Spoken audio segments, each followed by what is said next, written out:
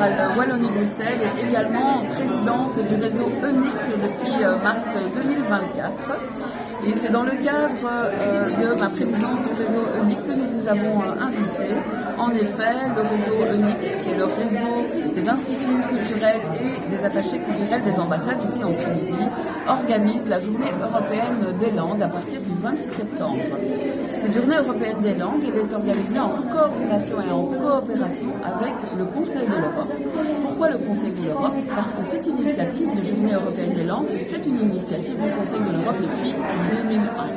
Nous l'organisons aussi en coopération avec la délégation de l'Union européenne, puisque notre réseau, le réseau ENIC, c'est un réseau des États membres de l'Union européenne. Le programme. Alors moi, je vais plutôt parler des activités phares. Le premier jour, c'est donc le 26 septembre, c'est un lancement d'abord, une ouverture avec, nous l'espérons, monsieur le ministre de l'Éducation, et un séminaire sur une thématique qui est essentielle pour la question des langues, à savoir quel est le rôle que joue l'intelligence artificielle dans l'enseignement et l'apprentissage des langues.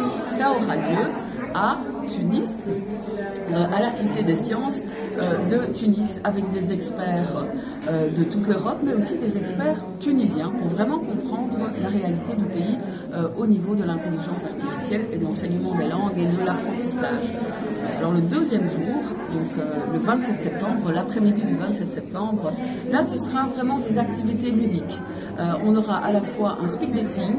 Le speed dating, qu'est-ce que c'est? Ce sont des courtes conversations qu'on peut avoir autour d'une petite table sur une langue, et on a un tas de langues qui participent, le finnois, le néerlandais pour des langues peut-être beaucoup moins connues en Tunisie, mais aussi le tchèque aussi, peu connu, le portugais, et pour les langues plus classiques, l'espagnol, le français, l'anglais, etc.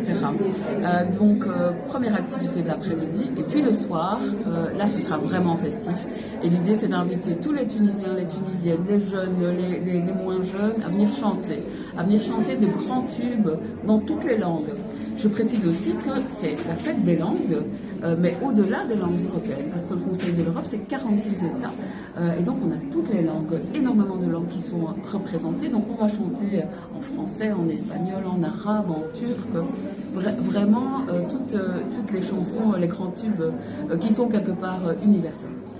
Troisième activité et dernière activité, là c'est une après-midi, le 28 septembre, de portes ouvertes des instituts culturels et de 2 ambassades aussi. On a 4 instituts culturels qui ouvrent leurs portes pour parler de l'Europe culturelle, linguistique, le Goethe Institut, le Cervantes, l'Institut italien et l'Institut français bien sûr, et puis 2 ambassades, l'ambassade de Suisse et l'ambassade de la République tchèque, qui nous présentent aussi leurs activités culturelles et linguistiques.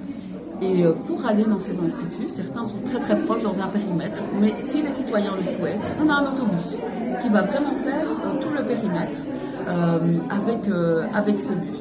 Et pour aller dans chaque institut, chaque citoyen, chaque visiteur sera muni d'un passeport qui pourra être tamponné à chaque visite.